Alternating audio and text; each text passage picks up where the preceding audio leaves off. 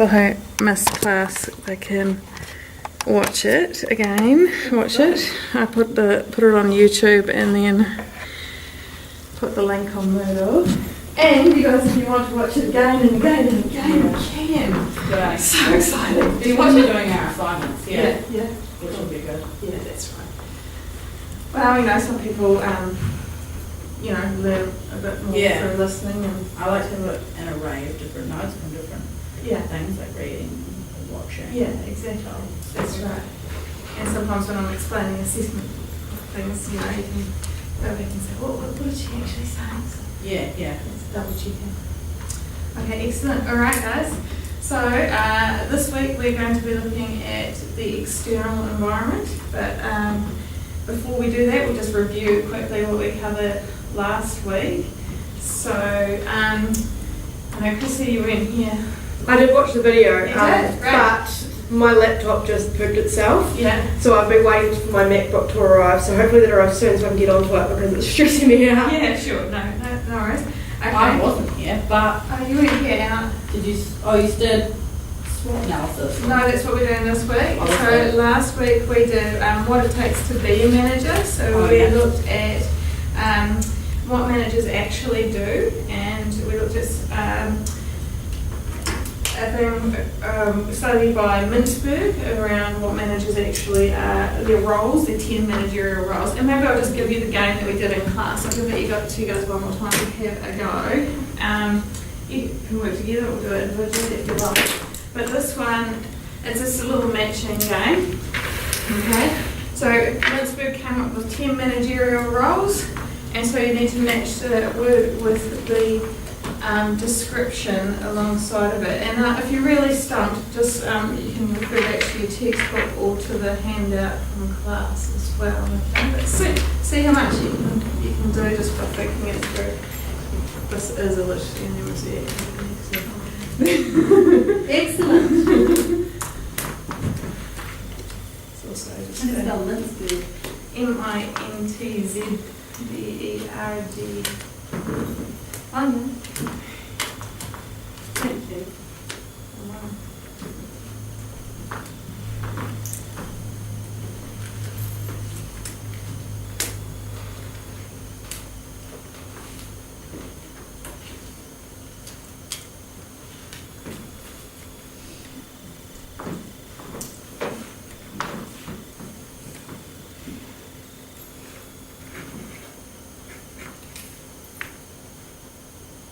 Have you got your book, Ariana, or is it? No. Just Oh, so when you gave us it, I was like, do we actually use it, or when she said people like a book, we just have it just for a book? You can have it just for a book, but I do refer to it in class, so bring it along because it Oh, might okay, be cool. But Yeah. you know, there's the page if you feel like you need it. But have a go and see how much you can do. Yeah, me too. Since you weren't here, yeah, it makes it even harder.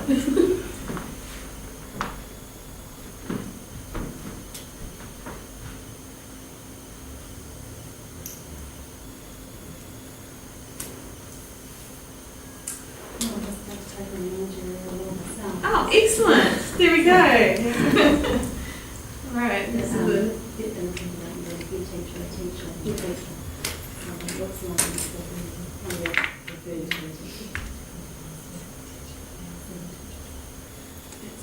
She was That's definitely not. I used to be here with business for a while. Yeah, 3 years. Yeah. It's definitely. I like it. A lot of this one. So you just said share this one. Do the colours match up? Oh, you're smart. Do they? I'm just looking at them like, do they match up, or is it sort of like maybe? They do match up. I thought it was going to be a trick, so that's why I asked. It's I was gonna like- make it easier. But Yeah. once you figure that out, it definitely makes it easier. I was like looking at them all because I was like, maybe she's just like done this to like play with our minds. Yeah, I totally have. I might just Google what this word is.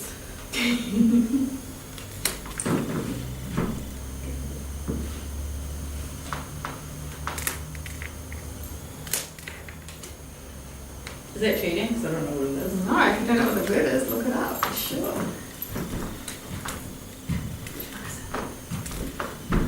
Disseminator. Disseminator. Yeah, I know, it sounds like Terminator or something. Does doesn't it? It sounds a bit brutal. Have you found the definition? No, not yet.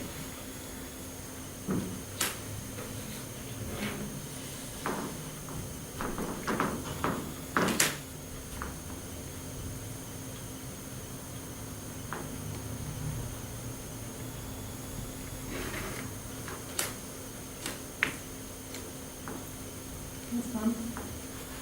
Done? It's really wrong. I don't know, you can look.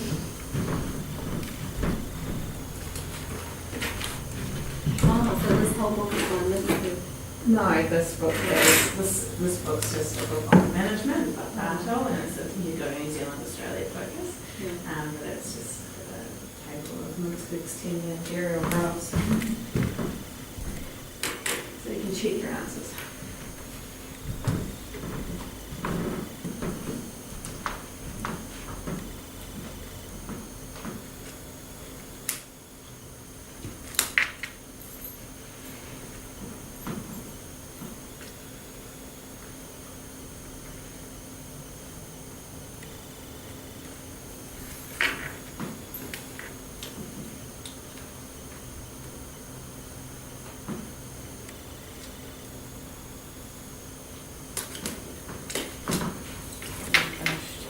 Finished? Yeah, I don't know if I got them right, but.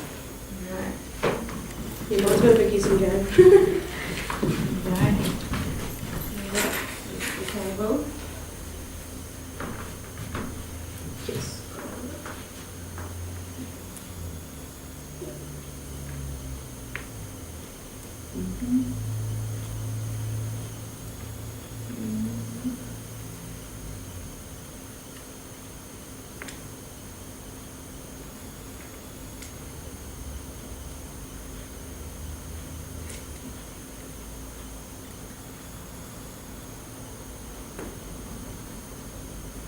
Yeah, I got them right. Woohoo! That was easier than I thought. Just those keywords there. Yeah. Yep. Nice work. Yeah, I got them right too. That's awesome. Okay, given you went ahead, that's fantastic. So, yeah, so basically when Munzburg did his study, there was this wholesome concept that, managers maybe just, they sit in the office and do boring things and, write reports. And he discovered that actually in a given day, a manager does like thousands of different tasks. So it's huge variety, huge fragmentation, brevity, so everything's really quick. And there's a real reliance on those verbal networks and contacts, and picking up the phone or wandering around and having a chat to people.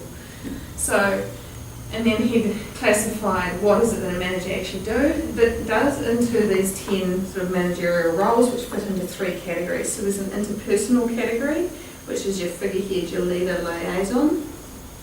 Okay, so those are all interpersonal. There's your informational, which is your monitor, your disseminator, and your spokesperson, and that's why they're in different colours. Okay, and there's your decisional, which is your entrepreneur, your disturbance handler, your resource allocator, and your negotiator. Now, yeah, and then we also talked briefly about the sort of different levels of management, so vertical levels of management in the hierarchy, sort of top, middle, and first line. And we talked about horizontal levels of management, so across the functional areas. So we might have managers in HR or accounting or marketing or research and development or manufacturing, okay? So we have those different, and we'll look at that more when we look at the organisation structure a bit later on in the course. The other thing we looked at last week, and I'm just recapping a bit more than I would normally do so because you weren't here, last week was what sort of skills it takes to be a manager, and those were broken down into 3 main categories. So the human, the technical, and the conceptual. Okay. So do you remember that? Yeah. Oh no, I remember it was something else. And something else? Yeah, it's like sparking my brain. Good. Cool. Yeah. So the human skills were the sort of interpersonal communication, working with people, motivating people, leading, problem solving with people, negotiating. So your human sort of category was really important across all levels of management. Technical skills was like skills in the specific areas. So if you are the marketing manager, then you would expect to have some technical capability in marketing. Or the accounts manager, you would expect to be able to have a bit of an understanding of accounting, for example. So it's a specific sort of subject area, I guess. And so your first line managers do need to have quite high levels of technical ability. And the conceptual ability was high level thinking, ability to see the big picture for the strategic objectives of the organisation. Okay, so, and link what you do into how the organisation is going to succeed. So that tends to be more important at the higher levels of management. Okay, so I do have a review quiz there, which was multi-choice, but I won't spend more time on reviewing it. Maybe take it home and have a go at it. Okay, once you've read through what we did last week and have a look at the activities and have a go at their multi-choice quiz, and then we'll just go through the answers next week if you like. Okay. And I'd normally ask you what was one interesting thing you learned from the course last week, or the course forum posts that you've done and the readings that you've been doing. What was the last thing I posted? I saw you posted about the stakeholder.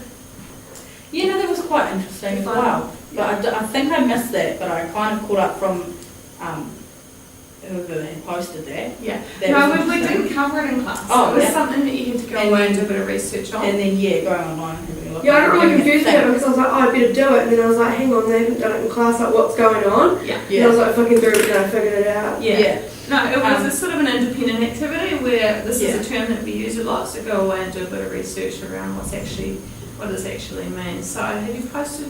I don't think you've posted. I haven't posted yet. So guys, do need to keep on track with those posts because they are, like I said, assessed. So Yeah. 1%, 2%, small numbers, but starts to add up. And there'll be another one going up tomorrow for you to do for this week. Yeah. So ideally, you would have this week's one done by next week. So you've Yeah. got 2 to catch up on. You've got 1 to catch One. up on. Yeah. Okay. Plus today's one. So just keep on target with that. And if you're feeling confused about it, like you said, if you're sitting there and you're worried and you don't know how to go about it, give me a call Yeah. or an email, okay? And I'll just point you in the right direction. It's always nerve-wracking being the first one. Yeah. I was Yeah. supposed to be like, is this right? And the hard thing is that we've got like 2 or 3 students. Yeah. So Yeah. 3 students for this one. So, you haven't got lots of other students' ideas to bounce off. Yeah. But read through what other students are posting and think about that. Do a bit of Googling and find, read the course materials, see what you can come up with, okay? All right, so that's enough about last week. This week, we are going to, like I said, look at the external organisation environment. So we're going to be learning about the macro environment and what that means, and then we will also look at specific tools that we can use to analyse the macro environment, which are PESTLE and SWOT. And then we will look at the micro environment, which is sort of a smaller environment around the organisation, and we focus in there on Porter's 5 forces model, which looks at competition and the effect of competition on the business. Okay, so those are the key topics and learning outcomes for today. So when you hear the term macro environment, what do you think of? The big picture. Big picture, yeah, absolutely. So we're looking here at the wider environment that the organisation doesn't necessarily have a lot of control over. Okay, so these are things that as an organisation you can't necessarily do a lot about, but we have to be aware of. So we have to be scanning the environment and what's happening in the environment to find out what's going to potentially change and how is that going to impact on our business. And so when we talk about the PESTLE analysis, all we're really doing here with the PESTLE is thinking about what's going on in politics. So how are changes in government policy going to impact the organisation? Economics. So how could the economy or changes in the economy affect the organisation? Social. So we're looking at demographic changes or how people spend their money, or how households and communities are sort of affected by changes in attitudes or perceptions. We're looking at technological, so we're talking here any change in technology, and this is obviously a huge one for us in terms of how fast that is happening. Environmental, so they're looking at weather, climate, natural disasters, looking at things like the Christchurch earthquake or the big cyclones we've had, how do those things potentially impact? And legal, okay, so looking at the legislative frameworks under which we're obligated to act within any business. So there's a huge sort of framework there of legislation.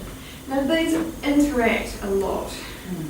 When we get a change in government, we might have a change in a whole lot of legislation, might impact the economy, might start to affect social attitudes.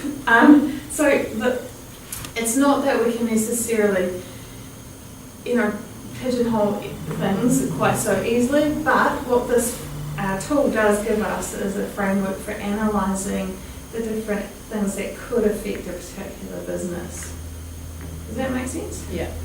Okay, I've got a wee example there for you on the second page of your handout.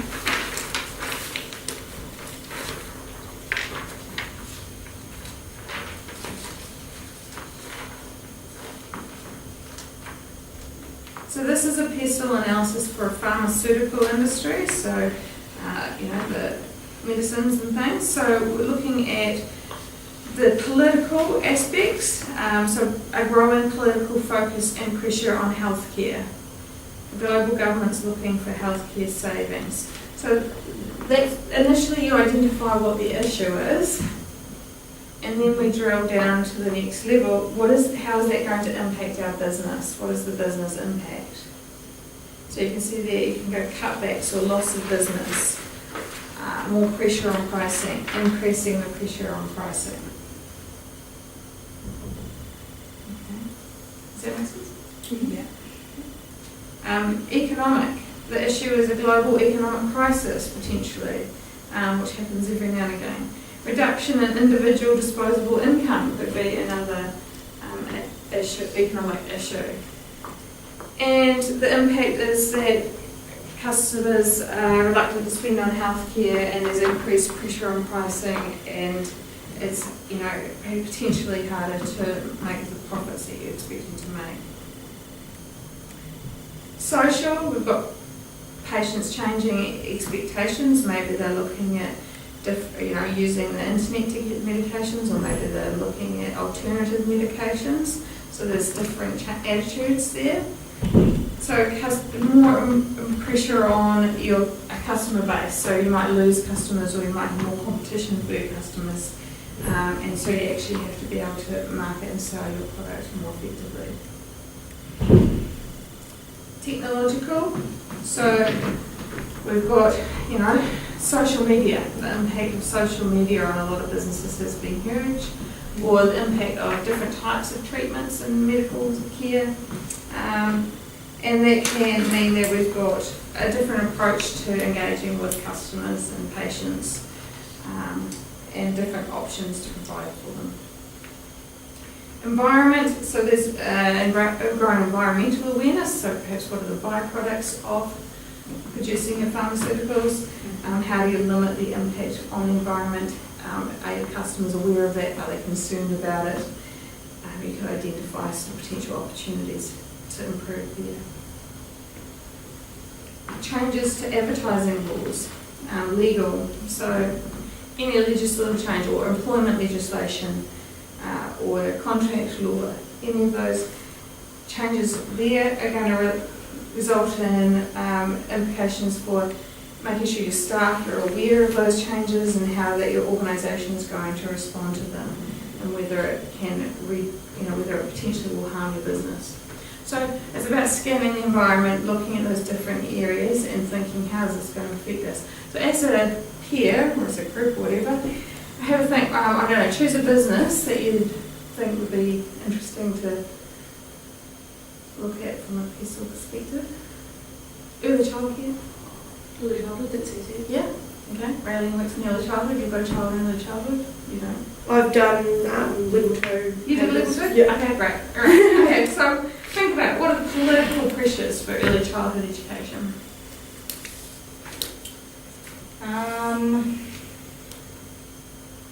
I see there's a lot going on at the moment about how they want to increase the ratios. Yeah.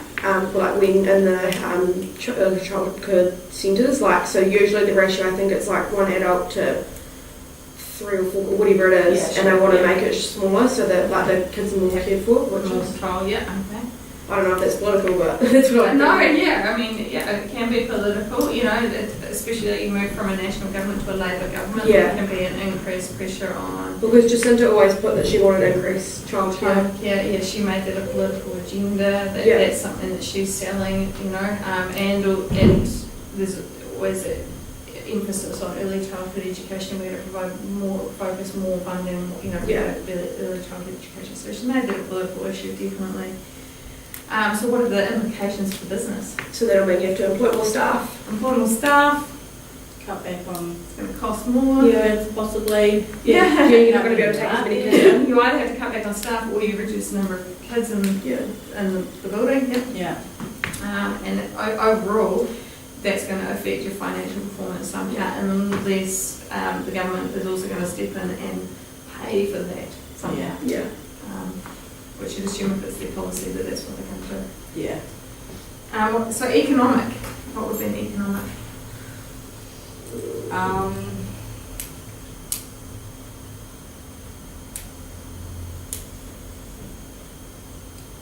I think back right now, maybe. Yeah.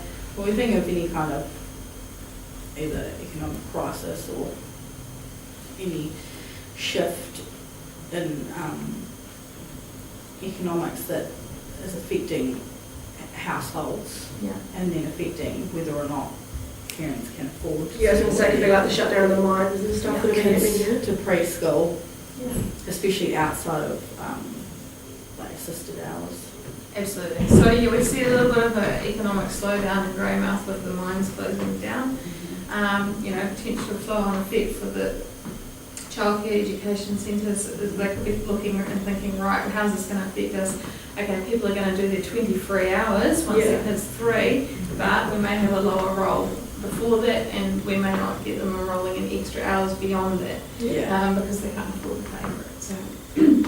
So how do we respond to that? That's taking the next step. If that's going to be the impact, how are we going to respond to that? What are we going to do to ensure our viability as an organisation? Okay.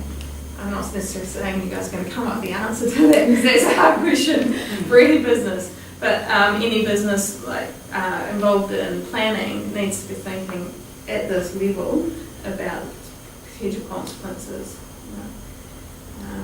Social, what could be a social change for early childhood education?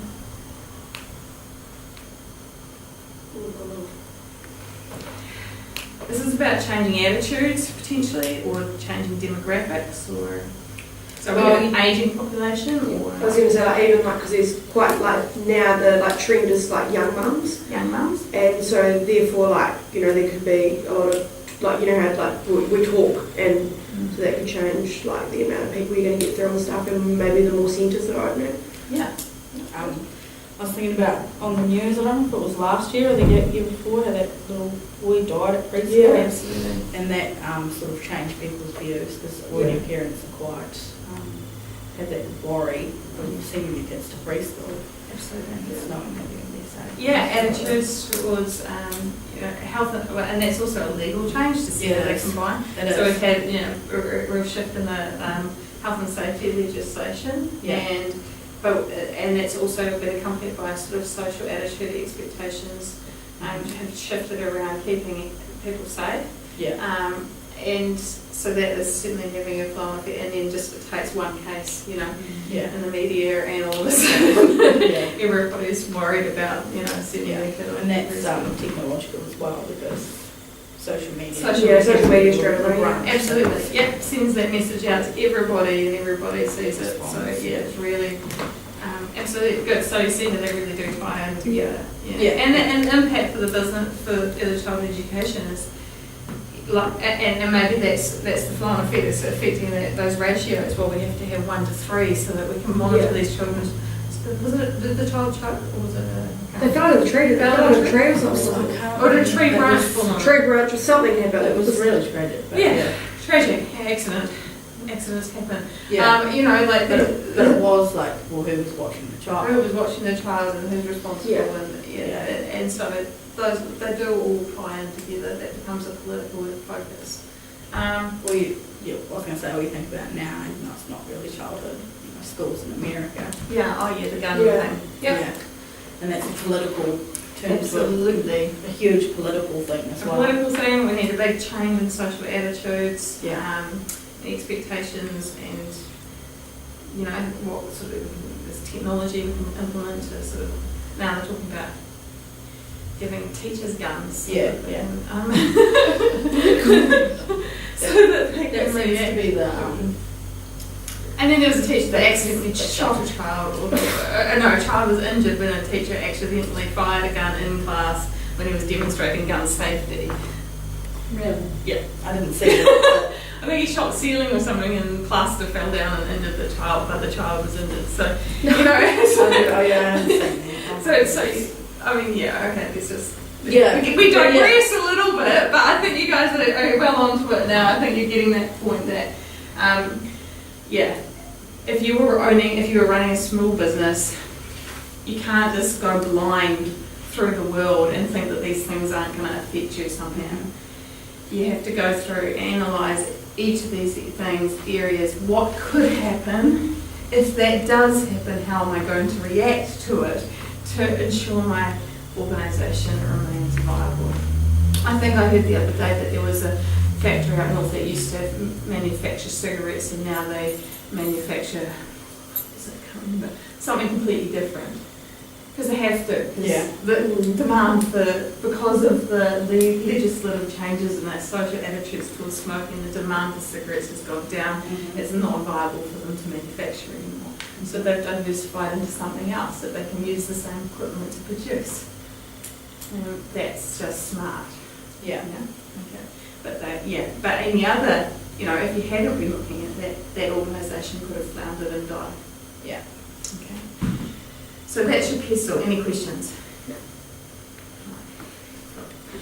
Alongside the pestle, have you heard of SWOT analysis before? Yeah. You have, because you do business admin. Yeah. Okay. A SWOT analysis can be used in any context, not just business. You can use it into a personal SWOT analysis of yourself. It's quite a good reflective activity to have a go at doing. Basically, what you're analysing is your strengths, your weaknesses, your opportunities, and your threats. Okay? So, there's an example in your handout there on the next page, and that one I think is for Apple. Oh yeah. What are the strengths for Apple? They've got a good product, strong financial performance, customer loyalty. Once you buy Apple, you always buy Apple. Yeah. Because you've got to stick with Apple. They make it pretty impossible not to. Customer demographics, the support they provide, the reputation. So they really have, they really play on those strengths of theirs to gain their customer share. Yeah. Weaknesses. So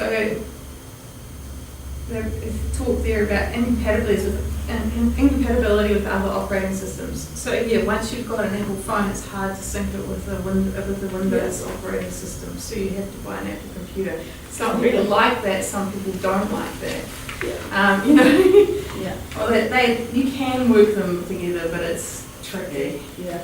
It's not smooth. Yeah. It's like I got the Apple Watch and you need wireless headphones. Yeah. And I was like, oh yeah, sweet. And then I went and bought just like some peanuts. So I went on audio because they were a hell of a lot cheaper than the Apple ones, but they won't work because they're not Apple. Yeah. Yeah. Yeah. So like they make you buy the $580 watch and you've got to buy the $280 headphones to go with it. And that's something that, it could be perceived as a weakness, but it's a strength but they turn it because they into make a money. strength, Yeah. because that's something that they use to actually garner your customer ship. Well, they all interlocked as well. Yeah. Your weaknesses can be your strengths in some areas, and your Exactly. threats can be your opportunities in some areas. And a smart company will know how to play off their strengths against their weaknesses, Yeah. you know, and actually maximise their strengths, minimise their weaknesses, and even use those Like, even, yeah, you can weaknesses see there's very a lot much. more strengths in there as well. There are, yeah, exactly.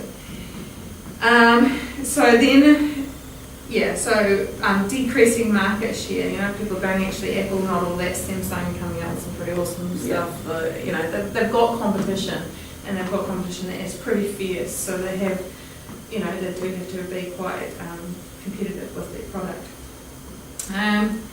So strengths and weaknesses, then they also look at opportunities and threats. So opportunities are those things where they could potentially expand or advance the business or grow further. Okay, so that's where they keep on developing these new product lines. You know, the Apple Watch, Apple TV. You know, they're going to have Apple cars. I don't know if they have them already, but they're going to have them. Imagine the price on them. Yeah, exactly. So they've got those opportunities, and once they master technology in one area, they're taking it and applying it to other areas, and you know they're going to be. It's already huge. It's just going to keep on getting bigger potentially. That's if they don't get overwhelmed by the threats. You know, so the threats are competitors are a big threat, obviously. Losing the secrecy of how they make their products or their sort of intellectual property, that's a potential threat. You know, it could be that they are faced with different legislation or changes to market politics or something. It's anything in that environment that we've looked at that potentially threatens their product or their product development. We talk here about the online music market. You know, that's, you know, we've almost seen that the iPod used to be something everybody had. It was pretty much defunct now, isn't it? But nobody really has them anymore because your phone can do it all. But, you know, how did you manage the music and buying music and downloading of music and things like that? So that becomes a big issue. Spotify. Yeah, Spotify's definitely. Spotify, yeah. So, again, think about our early childhood education centre. What could be some strengths of an early childhood education centre? Like good reviews and Like your reliable customers, like if you get sort of a mum who's got like a 2-year-old, she's got in the centre, she's pregnant again, obviously her child's going to come to your centre, so you've got... Good. Yeah, so families, once you start with one, you tend to enrol all your children at the same one. Yeah. Good.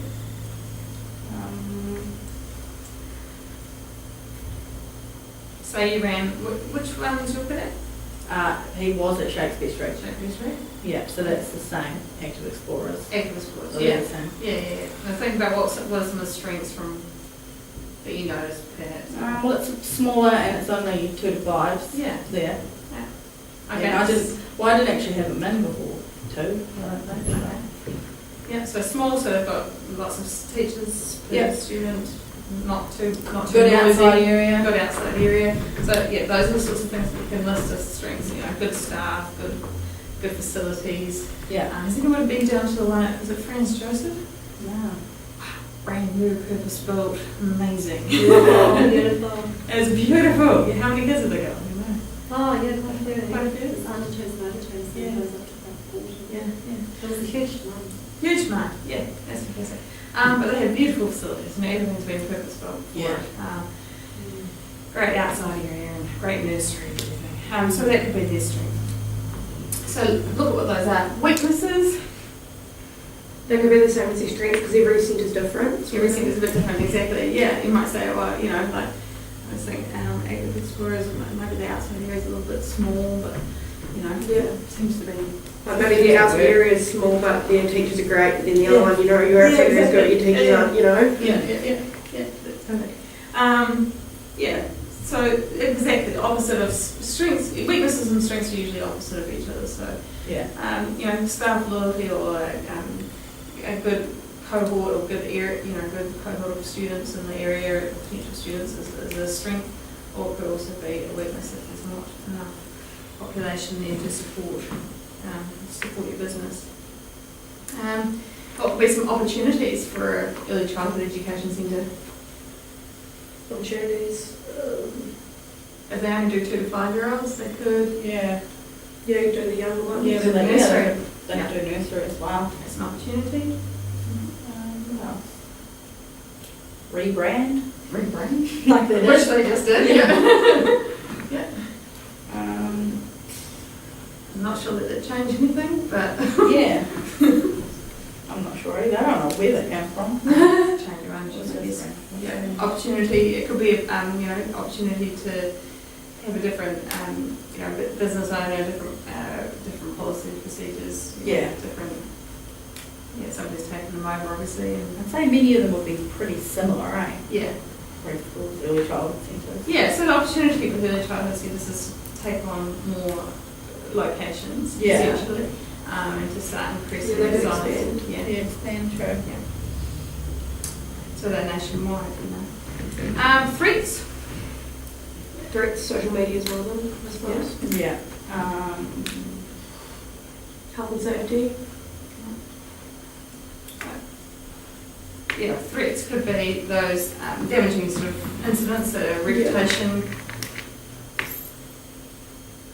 Even like other centres could be a threat because Absolutely. like Competition. but as well as like if something bad happens there, then people are going to think something bad happens everywhere, Yeah. Just things that go through the grapevine. Yeah. Yeah. Ripple effect. Yeah. It's one good thing, buying up all of the different childhood education centres and branding them all the same, but then if your centre gets a bad reputation, then all of them have a bad reputation. Yeah. So that's potential something to watch out for as well, I guess. So, yeah, so there's, that's basically another approach you can use to analysing the macro sort of environment for the organisation and getting an understanding of where you sit and what things you want to maximise your strengths and build on your opportunities, you want to minimise your weaknesses and destroy your threats, as best as you can. Like I said, it's hard for an organisation to necessarily have control over a lot of these things. So pick the things you can control, Yeah. and work on those. Okay.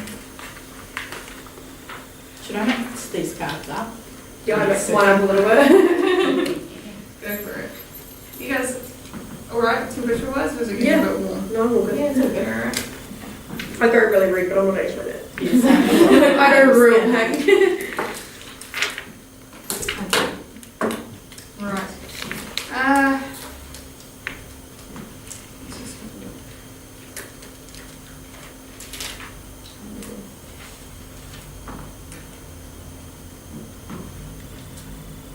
I might just carry on to, I was going to do the case study as a ski shop, but we've kind of looked at the early childhood centre, and so I might move on to the microenvironment, and then if we have time, I'm just aware of time, we'll come back to the ski shop case study and have a look at it, okay? Yep. Cool. So, the microenvironment is essentially the environment that the organisation does have a bit more control over, and we tend to talk about it in the context of, it's usually a sort of competition that you're dealing with in the industry, okay? So how fiercely are other organisations competing with the products or the services that they're delivering and offering?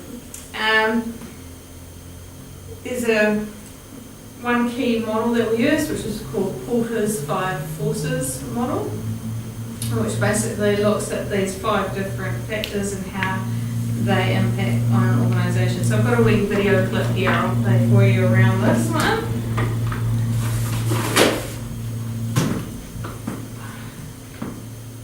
One minute. Bear with me while this gets loaded.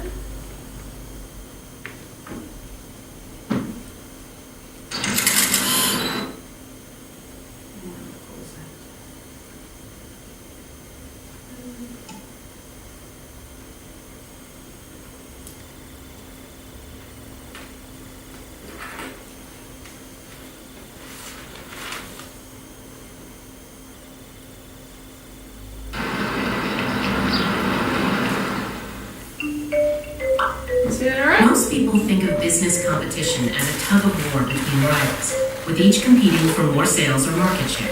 But according to Harvard Business School professor Michael Porter, competition is more complex than that. It's not about who's the biggest. It's about who is the most profitable. And profitability is defined by 5 competitive forces. Let's start with your buyers, or customers, who would always be happier to pay less and get more. In the airline industry, price competition is fierce because so many travelers just want the cheapest flight. Then, there are your suppliers, who'd ideally like to be paid more and deliver less. Powerful suppliers will use their clout to raise prices or insist on other more favorable terms. A third source of competition comes from substitute products or services that meet the same basic need you do.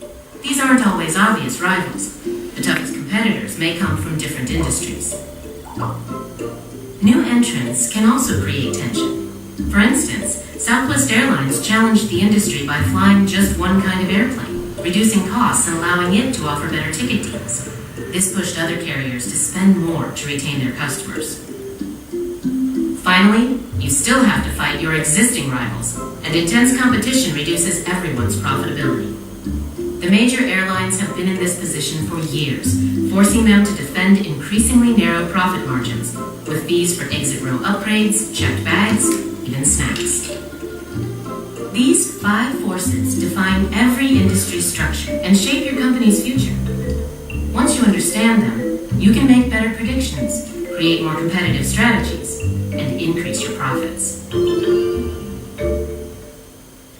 Simple.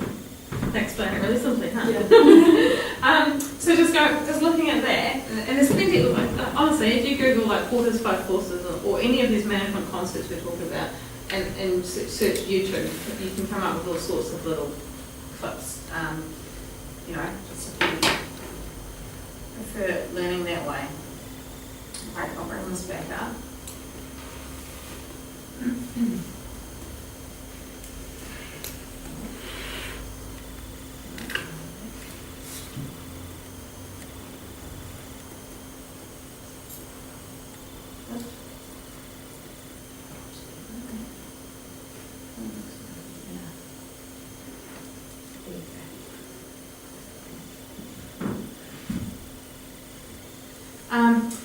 So going to the airline industry, what sorts of things did they say that we could use as substitutes to plant flying? Trains. And they had something about social, like, was it like social media or something? The computer. Yeah. Like why fly there when we can Skype? Yeah. Yeah. Or we could FaceTime, or we could Zoom, or we could Yeah. any of the other, many options that we have for video conference type technologies. Even Facebook's called now, so they don't like bring Skype down because they have introduced like video Yeah. calling on Facebook. Yeah, exactly. Okay.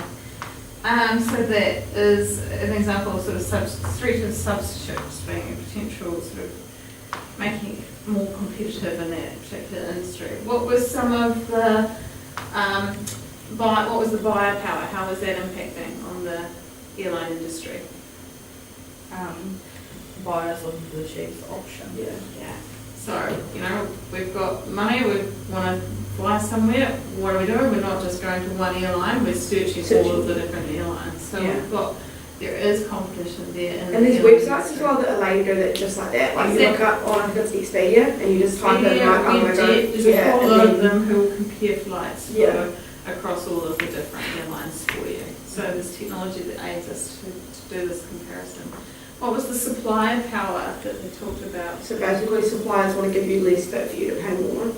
Driving it. Is that what it was? Suppliers, so for like the airline industry, a supplier for them was fuel. Yeah. So a supplier is going, okay, we'll put the price of fuel up so that, as people fly, we get paid more essentially. Yeah. So it makes it more lucrative for them. So an organisation, any organisation is going to be quite dependent on the supplier of their raw products and goods. Think about Apple and all the different parts and technology and bits and pieces that they need to make it a phone. Where do they source those from? Who are their suppliers?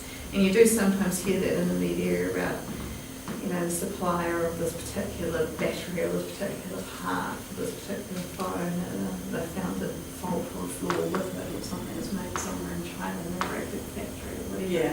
Suppliers, so you are a little bit dependent on your suppliers quite a lot. Yeah. That they're supplying a good quality product at the right price, and that they can supply what you need on time. Yeah. That can often create bottlenecks if they can't necessarily supply. I watched a good movie.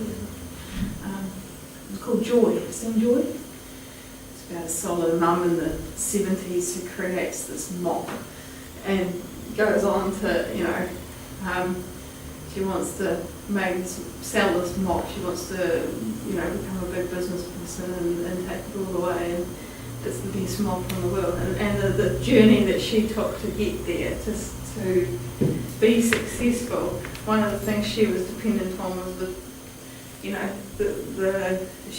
guy that she was dealing with said, "Can you get me 50,000 by the end of the week?" And she said yes.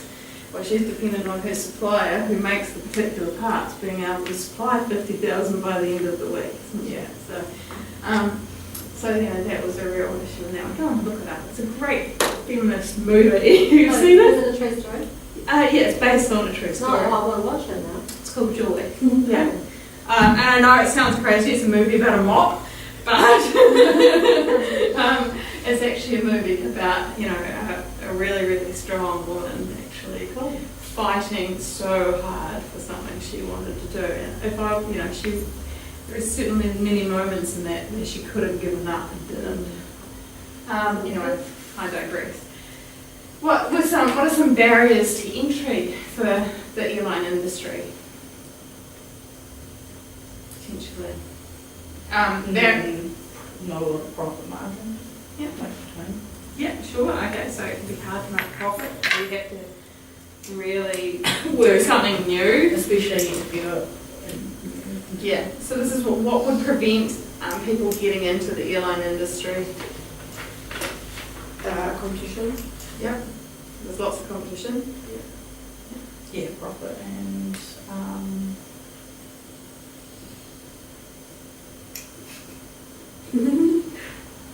You've got to have a large outlay of costs set up for that. You've got to buy a whole lot of planes, Yeah. branded with your logo. yeah. And it's a huge gamble to take. So, I mean, any business is going to be impacted, either their competitiveness is going to be impacted on how high are the barriers for newcomers to the industry.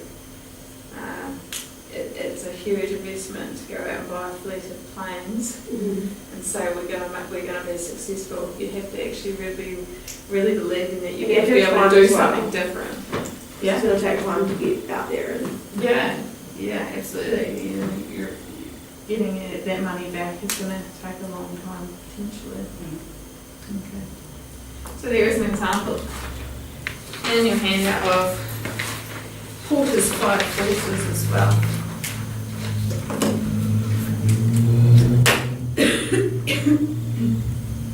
And this is for, we talk about CSDs, but we're talking about carbonated soft drinks. Oh, okay.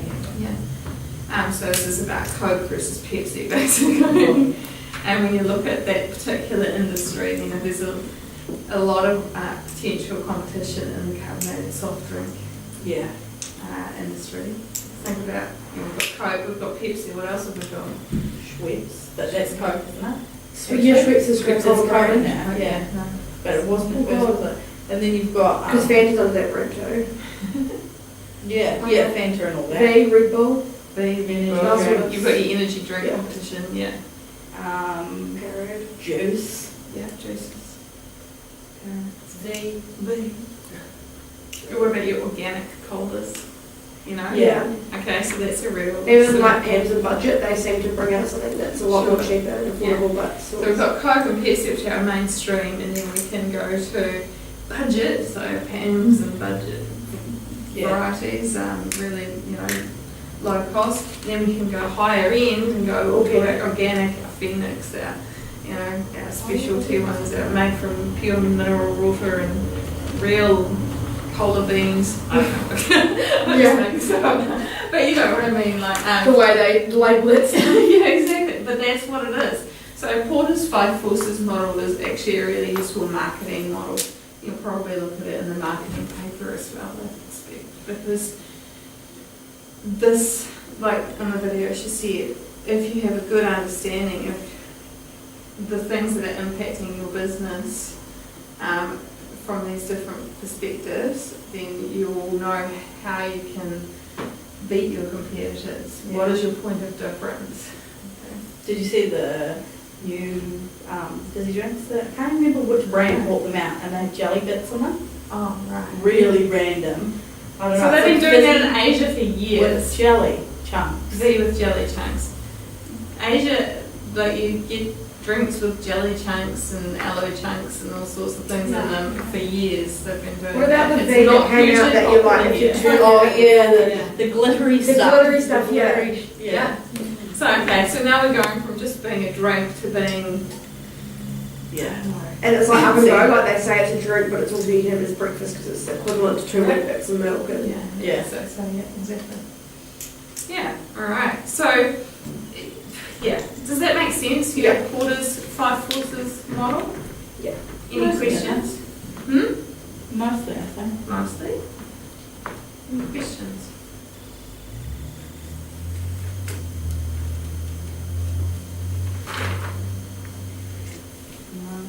So have you read through online on Moodle each week? We've got the little book in there as well, which I'll just bring it up, just so Bradley can see as well. Right.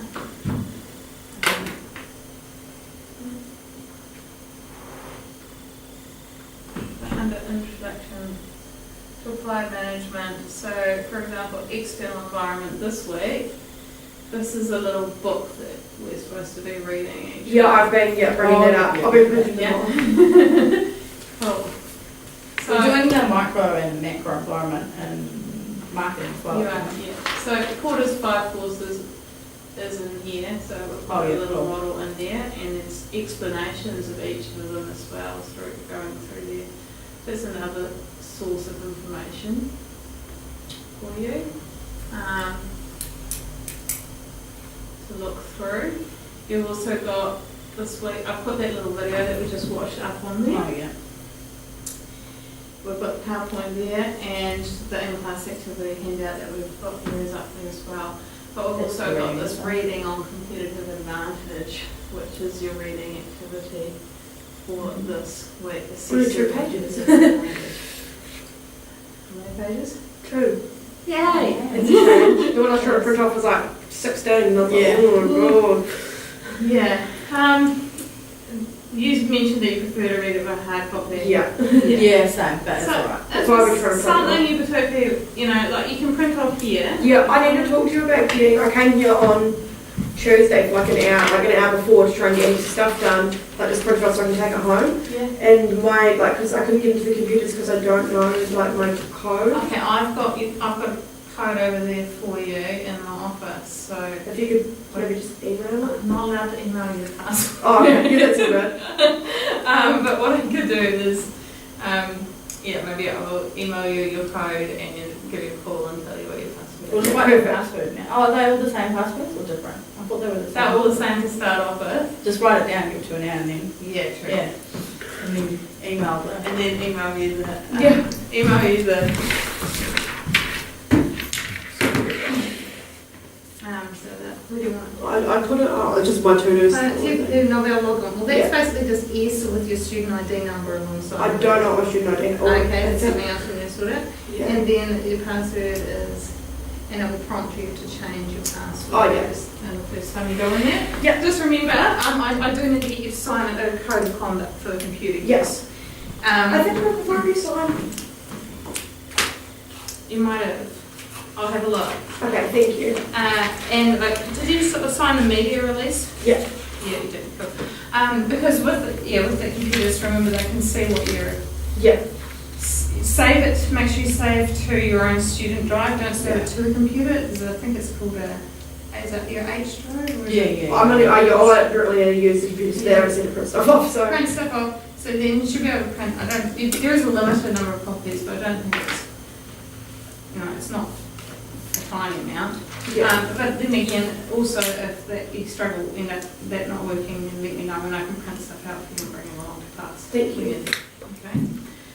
All right, so we probably have pretty much run out of time. You guys can have a look at your reading. There'll be a course forum post to have a look at as well. And then you can have a look at those handout activities. So there's the multi-choice quiz and we'll do the ski shop environment one as a reflection activity next week, eh? So, you put it in here. I do. Yes. Yeah, that's right. There. There. Oh, Yeah. yeah. Oh, yeah. It's in the textbook. There's a case study in the textbook. So have a look at that case study and then we'll just discuss it as that reflection activity. So that's what you've got to have a go at for this week. Does it sound manageable? Yeah. So last week's one, this class, I don't think I was here for this class. No, you Is weren't. that the one I caught up on today?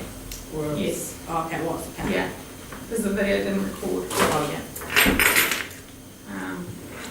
After it's recorded, it looks like it's still recording this week. It's still a little bit dot.